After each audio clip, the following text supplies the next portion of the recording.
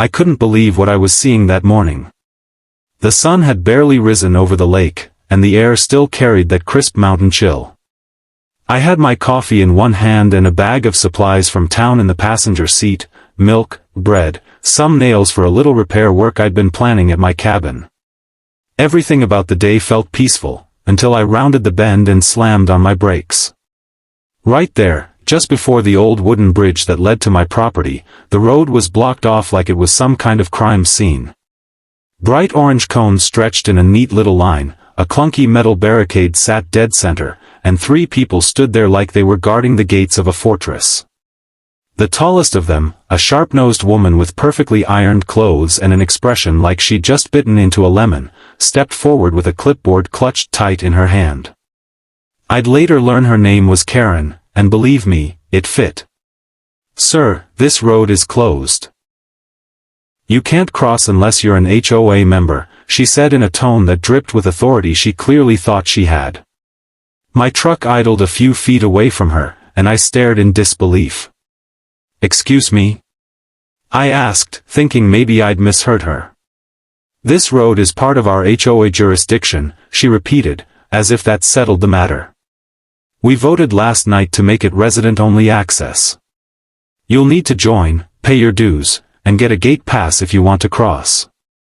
I took a slow breath, feeling my patience stretch thin. I had lived in that cabin for years, long before the HOA even existed. The road she was talking about wasn't just some shared street, it was the only access to my property. And the bridge she was blocking? That bridge was mine. My great-grandfather built it over a century ago with his own hands, hauling timber from our land and laying every plank himself. My family had paid taxes on it for decades, and the title deed in my safe spelled it out crystal clear. The bridge was private property. I leaned out my window, meeting her glare with a calm but firm tone. "Ma'am, that's my bridge. You're trespassing. Move the cones." She gave a short, sharp laugh, like I'd just told her the sky was green. "No, sir. This bridge is part of the community now. We manage access for safety reasons. If you want to cross, you follow the rules like everyone else." The other 2 with her, a man with an HOA badge pinned to his vest and another woman wearing oversized sunglasses, nodded like they were her backup singers. I almost laughed at how ridiculous it was, but I could feel a slow burn building in my chest. The fact that she thought she could stand there and dictate who could use my bridge was almost comical, almost. I stepped out of the truck, the crunch of gravel under my boots the only sound for a moment. "Let me explain this so there's no confusion," I said, walking toward the barricade. "This bridge belongs to me. It always has. You have no authority here. So, I'll ask one more time, move the cones." Karen's smirk didn't budge. If anything, she seemed more convinced she was in the right. "We had a vote," she said again, as if a neighborhood meeting could overwrite decades of property law. "The bridge is dangerous, and we're restricting it to dues-paying members. That means you." I tilted my head, studying her for a long moment. It wasn't just arrogance, it was ignorance. She genuinely believed she could take control of something she had no legal claim to. The man beside her crossed his arms, and the sunglasses woman whispered something into Karen's ear. They were united in their little power trip, and I realized arguing with them right now was pointless.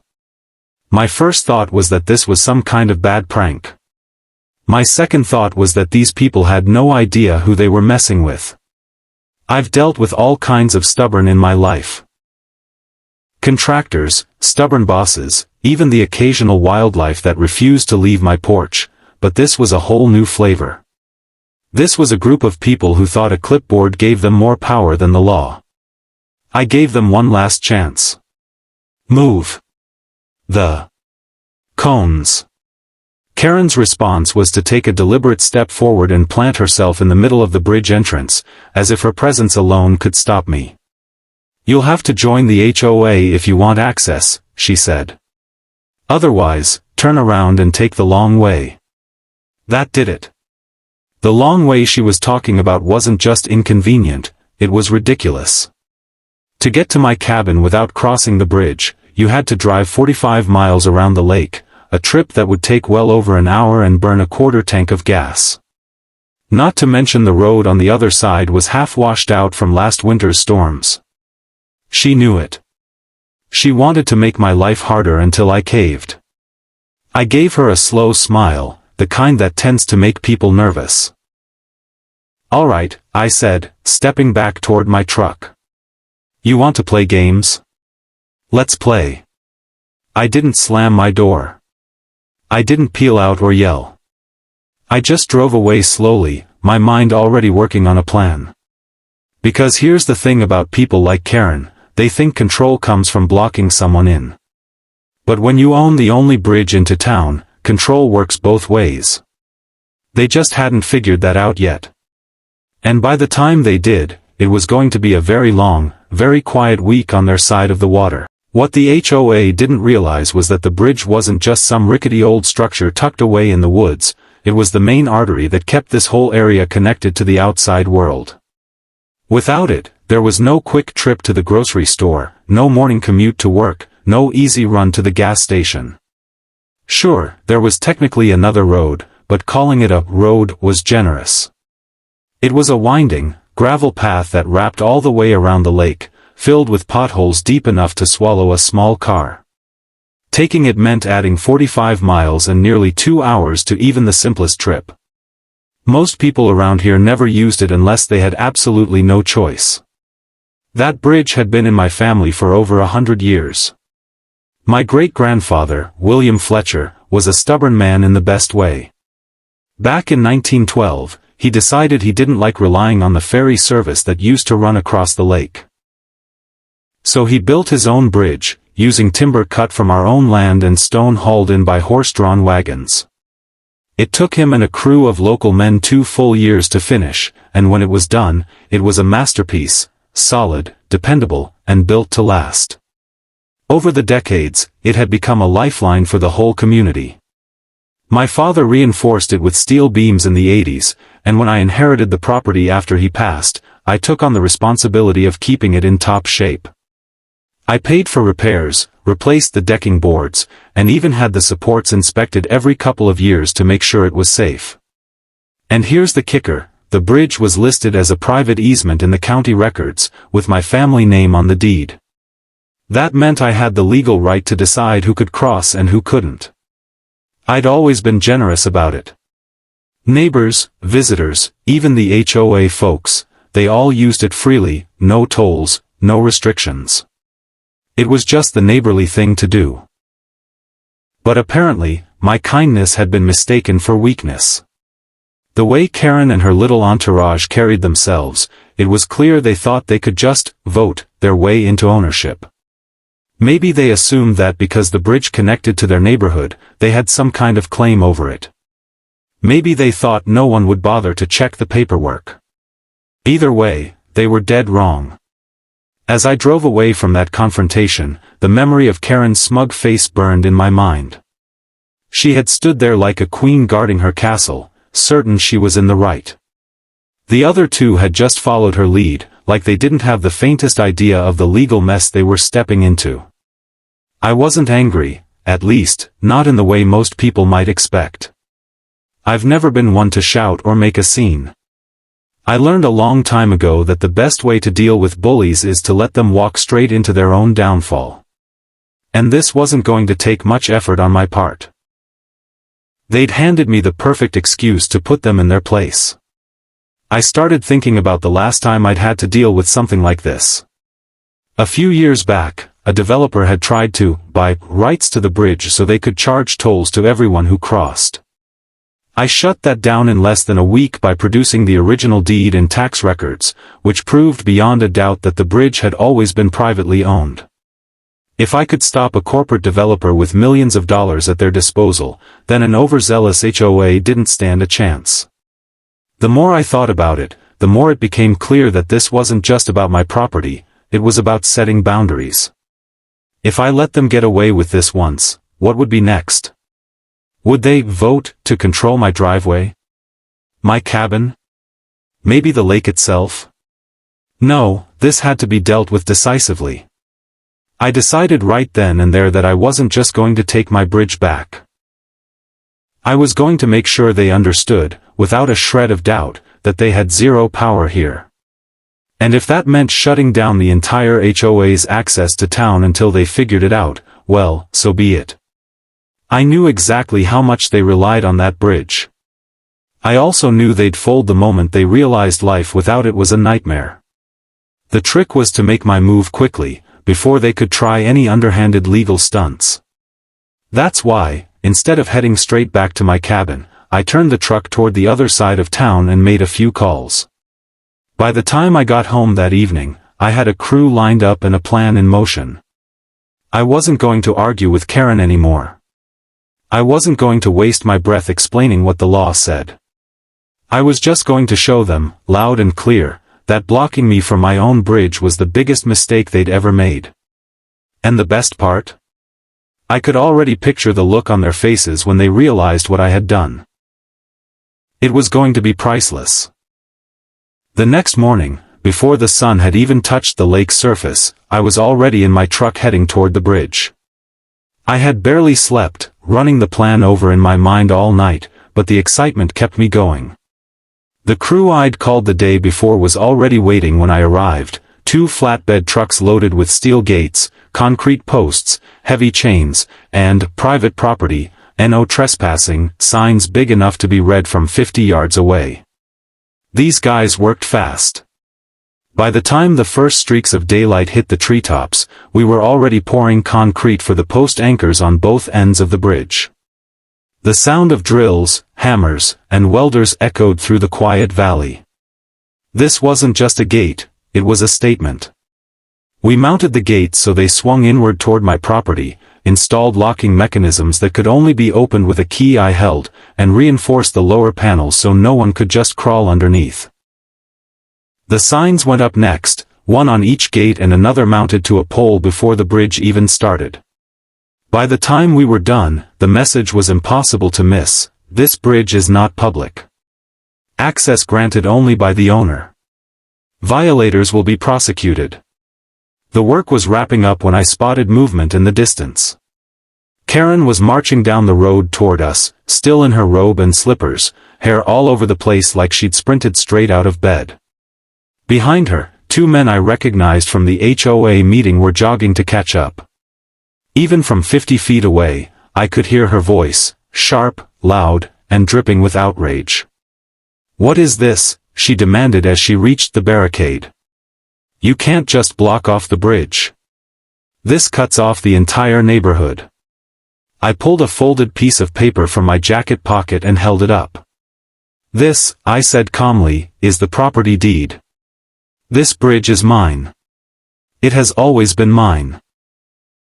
You don't get to tell me who can cross it, especially after you tried to block me from it yesterday."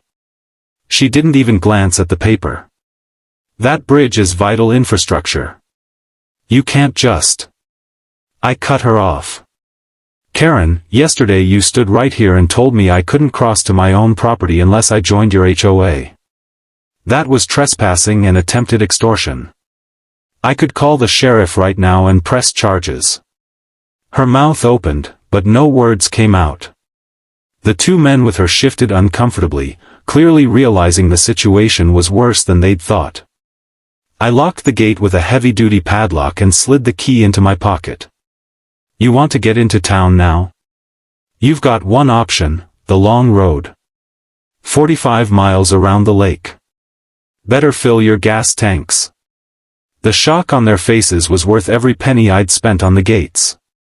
They hadn't just underestimated me, they'd forgotten that power works both ways. They thought they could block me for a day and get away with it, but I could block them for as long as I wanted. By midday, the reality of their situation had started to sink in. Residents were gathering on the far side of the gate, holding grocery bags, backpacks, and even office briefcases. Some had kids in tow, already late for school. The grumbling turned into complaining, and before long, I could hear voices raised, not at me, but at Karen and the other HOA board members. Day one was just the beginning. By sunset, people were stranded without groceries. A few had tried the long route and came back furious, their cars coated in dust and mud from the rough road. The next morning, a man shouted across the locked gate at me, begging to be let through just to get to work. I reminded him politely that I'd never had a problem letting people cross, until the HOA tried to claim my bridge.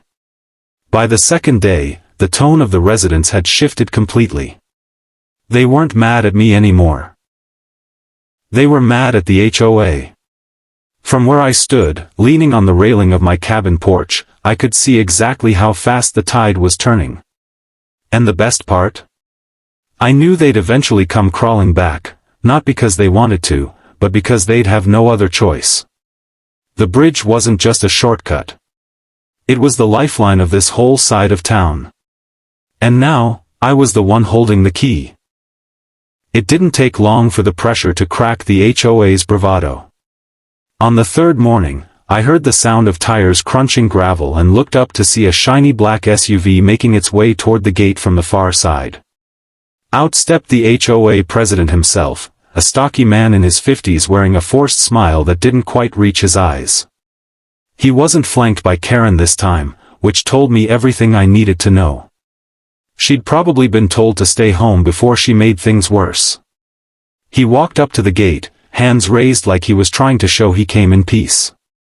"Look," he started, his voice calm but tight, "this whole thing has gotten out of hand.